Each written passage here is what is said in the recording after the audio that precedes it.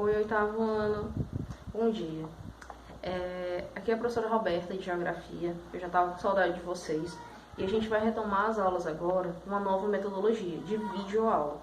E para que a gente comece essa nova aula de hoje, a gente vai começar com o capítulo 3 do livrinho. É o livro grosso, tá, gente? Para quem tiver alguma dúvida. O capítulo 3, ele fala sobre América e aspectos naturais. E eu vou fazer assim, tá? Assim como eu fazia nas aulas presenciais, eu vou primeiro explicar o conteúdo e depois eu vou dizer qual vai ser a atividade para que vocês realizem em casa, tá certo? O capítulo 3, ele começa com essa perspectiva, né, trazendo o tópico 1 de relevo americano. E para que a gente consiga compreender essa dimensão do que é o relevo americano, eu trouxe algumas imagens para ilustrar também os demais tópicos do livro, tá certo? O relevo americano é um dos relevos mais, digamos assim, diversos de todos os continentes. Porque, assim, o continente americano, ele é um continente muito extenso, tá certo? Se a gente for olhar aqui para esse mapa, a gente consegue visualizar melhor o que é o continente americano. O continente americano, ele está dentro desse círculo vermelho. E para que vocês vejam como ele é grande, assim, extenso, você consegue compreender que ele se estende praticamente do polo norte do globo até o polo sul. E isso traz com que esse continente esteja dentro de 3 zonas climáticas, né? Ele está dentro da faixa equatorial, está dentro da faixa do Trópico de Câncer e dentro da faixa do Trópico de Capricórnio.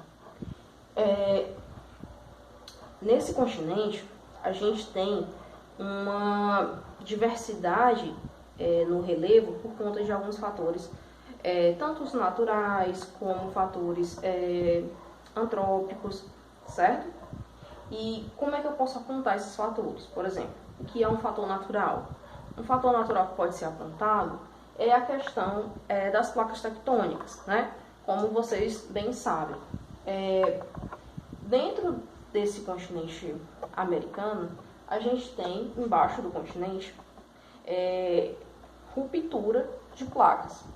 E é nessa divisão, digamos assim, entre as placas, né, que acontecem movimentos tanto de choque, né, que gera deformações nesse relevo, aumentando o seu relevo, ou às vezes, por demais outros fatores, gerando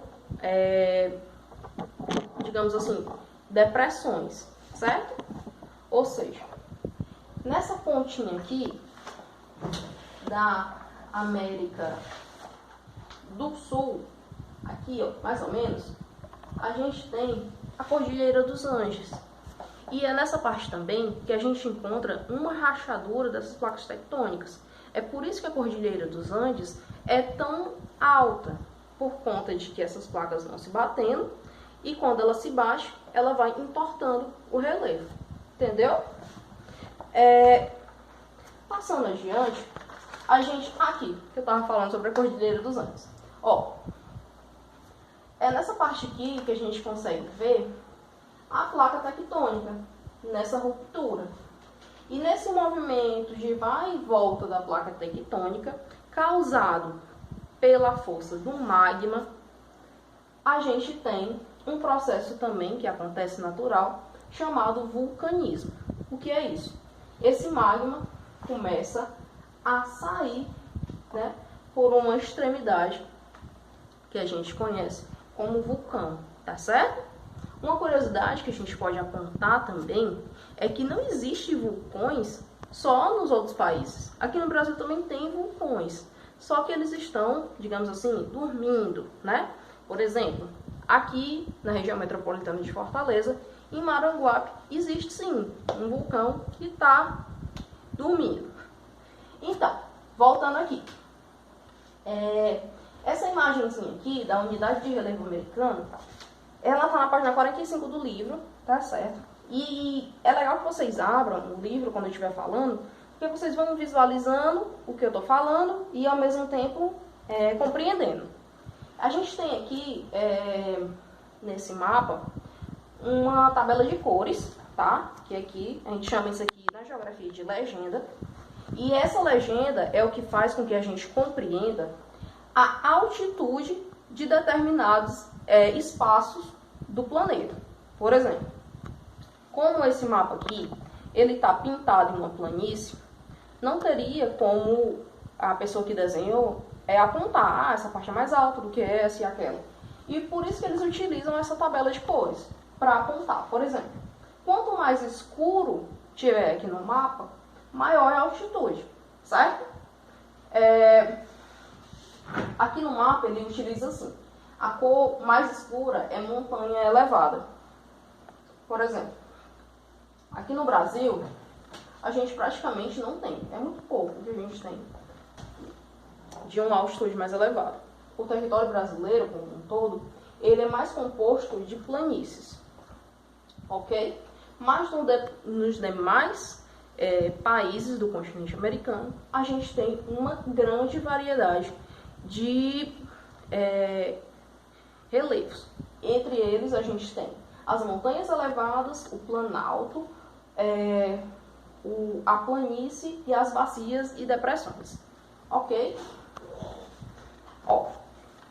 Continuando, a gente consegue compreender um pouquinho o que ele fala no livro sobre... isso aqui é super interessante. Que eu estava falando para vocês sobre essas placas tectônicas. Há muitos anos atrás, não existia vários continentes como tem hoje. O que a gente existia era um continente só, que era chamado de Pangeia. Eram todos os países, todos os continentes, todo mundo junto. E com o passar do tempo, com o movimento das placas tectônicas, né, esse movimento de vai e volta, aconteceu o quê? Que esses continentes começaram a se separar. E nisso, gerou primeiro, né, a Laurásia e a Gondwana. Há 50 mil anos atrás, esses continentes continuaram se separando e atualmente a gente tem o nosso globo de hoje, que é esse aqui. Mas o que é que acontece? Como esse movimento até hoje ele continua, apesar de ser um movimento lento, alguns especialistas acreditam que talvez um dia essas extremidades, né, dos continentes diminua mais a sua distância, ok? E aqui, voltando para o livro, aqui, gente, é que eu estava explicando sobre a questão dessa extremidade do continente americano. Aqui ele foi ampliado, tá, na imagem, mas é mais ou menos essa partezinha aqui, certo? Que é, como eu falei, é uma área de maior elevação, tá certo? Aqui a gente tem uma divisão, né? Extremo sul, meridional, centro-sul. Para que a gente consegue compreender essas divisões? Para que a gente consiga interpretar que até mesmo essas elevações, elas têm níveis, digamos assim. E é através desses níveis que a gente consegue entender também o grau de impacto que acontece entre as placas tectônicas. Pronto.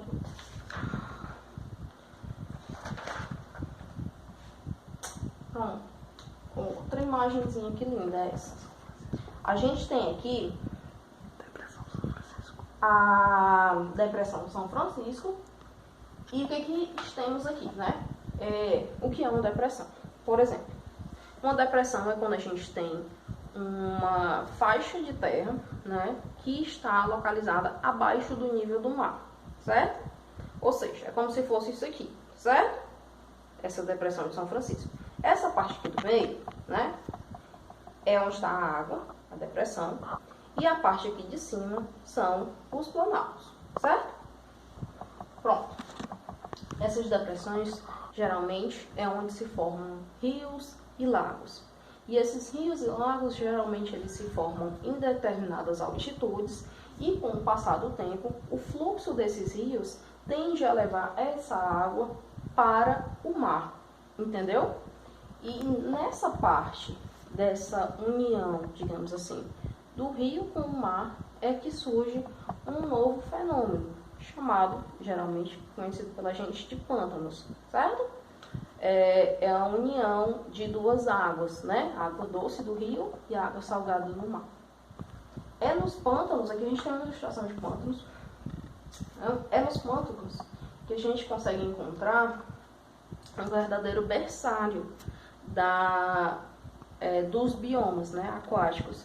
Por exemplo, caranguejos, enfim, diversas espécies que se reproduzem nos pântanos, né, e colocam seus ovos, e depois que eles crescem, eles, né, vão tomando seu rumo.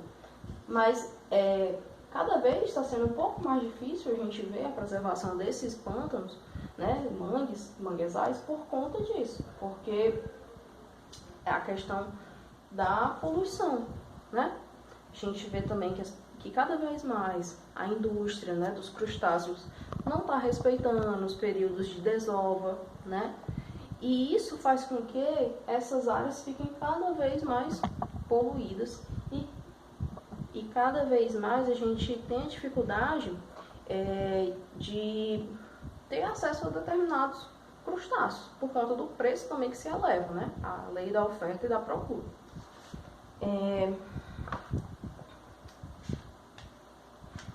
Continuando.